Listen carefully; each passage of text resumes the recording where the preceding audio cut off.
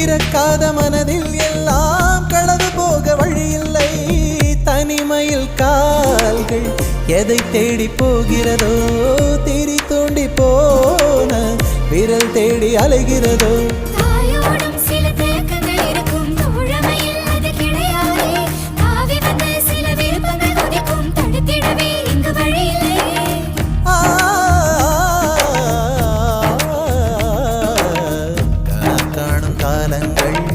கரைந்தோடும் நேரங்கள் கரையாத கோலம் போடுமோ.